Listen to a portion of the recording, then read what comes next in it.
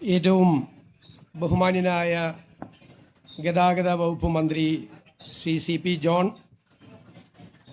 ബഹുമാന്യയായ മന്ത്രി ശ്രീമതി KA തുളസി, മുൻ സ്പീക്കറും മന്ത്രിയും കൂടിയായ ട്രാൻസ്പോർട്ട് മന്ത്രിയും കൂടിയായ Shri N Sakthan, chief secretary, transport secretary, transport commissioner, KSRTC MD ഉൾപ്പെടെയുള്ള ഉദ്യോഗസ്ഥ പ്രമുഖരെ, നമ്മുടെ കൗൺസിലർ ഉൾപ്പെടെയുള്ള ജനപ്രതിനിധികളെ, KSRTC ജീവനക്കാരെ, പ്രിയപ്പെട്ട സഹോദരങ്ങളെ, ഇതൊരു അഭിമാന നിമിഷമാണ്. സർക്കാർ അധികാരത്തിൽ എത്തിയിട്ട് ഒരു മാസം തികയുന്നത് 18-ാം തീയതിയാണ്. അതിനു മുൻപ് ജനങ്ങൾക്ക് നൽകിയ ഒരു പ്രധാനപ്പെട്ട വാഗ്ദാനം പാലിക്കാൻ കഴിഞ്ഞതിൻ്റെ ചാരിതാർത്ഥ്യത്തിലാണ് ഞാനിവിടെ നിൽക്കുന്നത്. ഇന്ദിരാ ഗ്യാരണ്ടിയുടെ ഭാഗമായി പ്രഖ്യാപിച്ച സ്ത്രീകൾക്ക് ട്രാൻസ്പോർട്ട് ബസ്സിലെ സൗജന്യ യാത്രയുടെ 1-ാം ഘട്ടമാണെന്ന് ഇവിടെ ഉദ്ഘാടനം ചെയ്യപ്പെടുന്നത്. ഇവിടെ ജോൺ KSRTCയുടെ ചരിത്രത്തെക്കുറിച്ചെല്ലാം പറഞ്ഞു. ഇന്നിവിടെ ഈ ഉദ്ഘാടനം നടക്കുന്ന ഈ വേദി കൂടി ഒരുപാട് ചരിത്ര പ്രാധാന്യമുള്ള ഒരു സ്ഥലമാണ്. 110 വർഷം മുമ്പാണ് ഇവിടെ നിന്ന് ശ്രീ ചിത്തിര തിരുനാൾ മഹാരാജാവ് ആദ്യത്തെ ഒരു പബ്ലിക് ട്രാൻസ്പോർട്ട് വാഹനത്തിന് ഫ്ലാഗ് ഓഫ് ചെയ്തത്.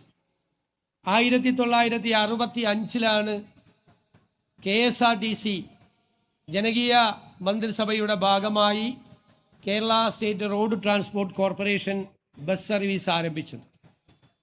അതിൻ്റെ ഒരു പ്രത്യേക ഘട്ടത്തിൽ എത്തി നിൽക്കുമ്പോഴാണ് സ്ത്രീകൾക്ക് സൗജന്യ യാത്ര എന്ന പ്രിയദർശിനി പദ്ധതി ഈ സർക്കാർ നടപ്പാക്കുന്നത്. ഞാൻ ഇതിനെ കാണുന്നത് സ്ത്രീകൾക്ക് നൽകുന്ന ഒരു ഔദാര്യമായിട്ടല്ല. ഞാൻ കരുതുന്നത് ഈ പദ്ധതിക്ക് സാമൂഹ്യവും സാമ്പത്തികവുമായ പ്രതിഫലനങ്ങൾ നമ്മുടെ സമൂഹത്തിൽ ഉണ്ടാകുമെന്നാണ്. Socio economic impact. സാമൂഹ്യമായ പ്രതിഫലനം എന്ന് പറയുന്നത് സ്ത്രീകൾക്ക് അഭിമാനത്തോടു കൂടി സർക്കാരിൻ്റെ ഒരു വണ്ടിയിൽ യാത്ര ചെയ്യാൻ കഴിയുക. അത് സൗജന്യമല്ല. ഞങ്ങളുടെ സർക്കാർ, ഞങ്ങളുടെ വാഹനം, ഞങ്ങൾ ഇതിലൂടെ യാത്ര ചെയ്യുന്നു.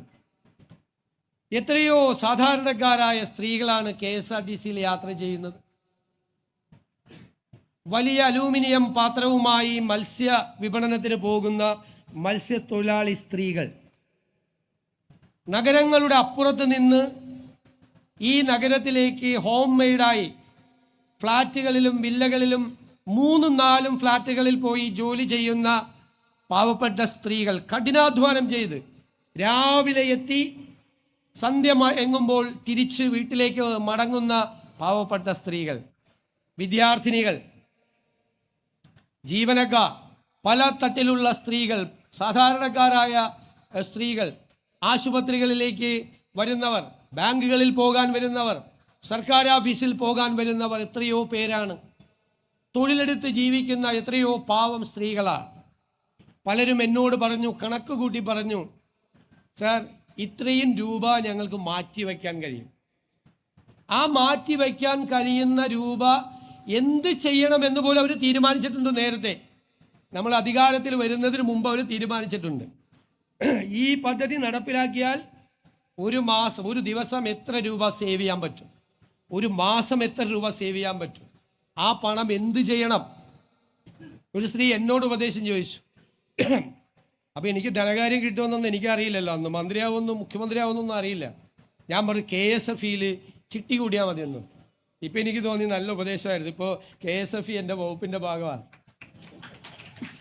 ഞാൻ പറഞ്ഞു, അപ്പോൾ ഒരു സേവിങ്സ് അവർക്ക് എന്തെങ്കിലും കാര്യത്തിന്, ഒരു വീട് വയ്ക്കാൻ അല്ലെങ്കിൽ ഒരു മകളുടെ വിവാഹത്തിന് ഈ തുക മാറ്റിവെക്കാം. പിന്നെ ചെലവഴിക്കപ്പെടുമല്ലോ ഈ തുക. ഇപ്പോൾ സർക്കാർ 800 കോടിയോളം രൂപയാണ് മുടക്കുന്നത്. 800 കോടിയാണ് ഒരു വർഷം സർക്കാർ ഈ പദ്ധതിക്ക് വേണ്ടി മുടക്കുന്നത്. 800 കോടി രൂപ KSRTCക്ക് കൊടുക്കുകയാണ്. അല്ലാതെ KSRTCയെ സാമ്പത്തിക പ്രതിസന്ധിയിലാക്കി നിങ്ങൾ കൊടുത്തോ എന്നല്ല പറയുന്നത്. പക്ഷേ എനിക്ക് ഗതാഗത മന്ത്രിയെക്കുറിച്ച് ഒരു ആത്മവിശ്വാസമുണ്ട്, അവരുടെ ടീമിനെ കുറിച്ച്. കുറച്ച് നാൾ കഴിയുമ്പോൾ ഈ പൈസ ഒന്നും വേണ്ടെന്ന് ഗവൺമെൻറ്റിനോട് പറയും, ധനകാര്യ വകുപ്പിനോട്. അവരുടെ ആ ടീം അത് നന്നായി ചെയ്യുമെന്നാണ് എൻ്റെ വിശ്വാസം. KSRTCയുടെ വരുമാനം അവർ വർദ്ധിപ്പിക്കും, ഒരു സംശയം വേണ്ട. ഈ പണം നമ്മുടെ കേരളത്തിൽ തന്നെ ചെലവഴിക്കപ്പെടും. ഈ പണം പല കാര്യങ്ങൾക്കായി ചെലവഴിക്കപ്പെടും, പല രീതിയിൽ ടാക്സായും അല്ലാതെയുമായി മണി സർക്കുലേഷൻ്റെ ഭാഗമായി ഇത് തിരിച്ചു വരുന്നൊരു ആക്ടിവിറ്റിയാണ്. ഈ പണം ചെലവഴിക്കപ്പെടും.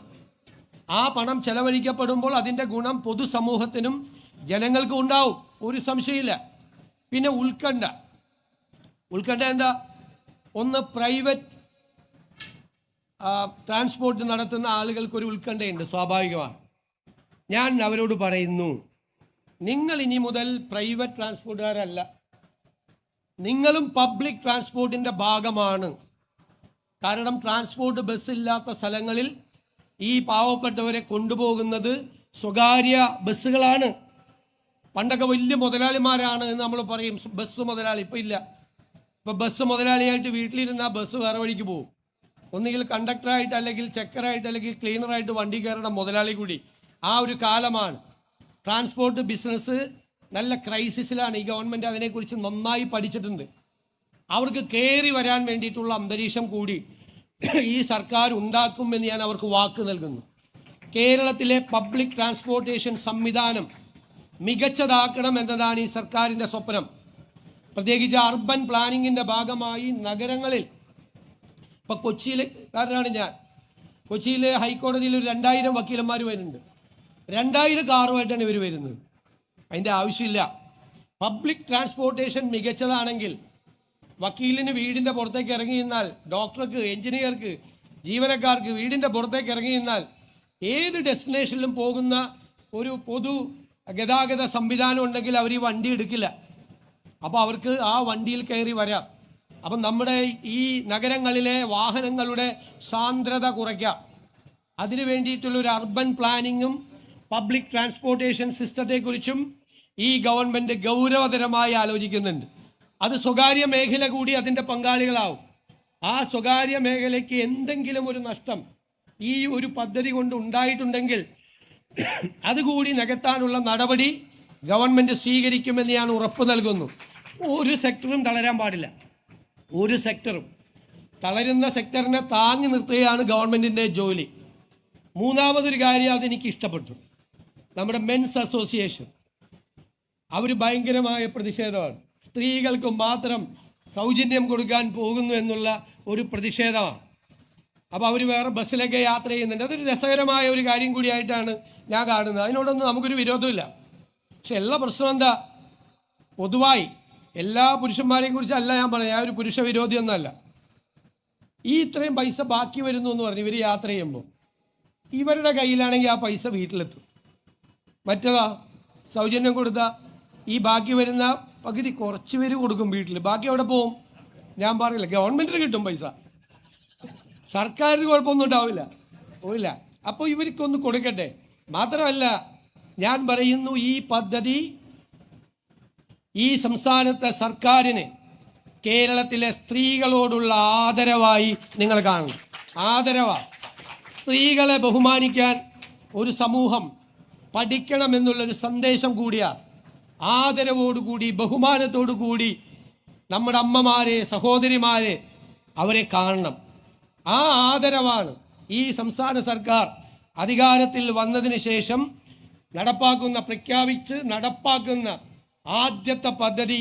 കേരളത്തിലെ സ്ത്രീകളോടുള്ള നമ്മുടെ എല്ലാവരുടെയും, കേരളത്തിലെ ജനങ്ങളുടെ ആദരവായി കണക്കാക്കണം എന്ന് ഞാൻ ആഗ്രഹിക്കുന്നു.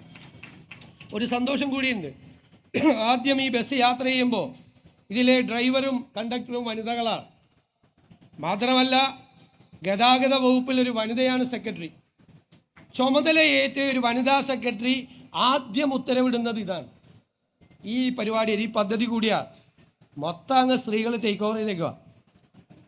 അങ്ങനെ ആകട്ടെ, ഇനിയുള്ള കാലവും അങ്ങനെ ആകട്ടെ എന്ന് ഞാൻ ആശംസിച്ചുകൊണ്ട് നിറഞ്ഞ അഭിമാനത്തോടു കൂടി, നിറയുന്ന കണ്ണുകളോടുകൂടി ഞാൻ ഈ പ്രിയദർശിനി പദ്ധതി കേരളത്തിലെ സ്ത്രീകൾക്കായി സമർപ്പിക്കും.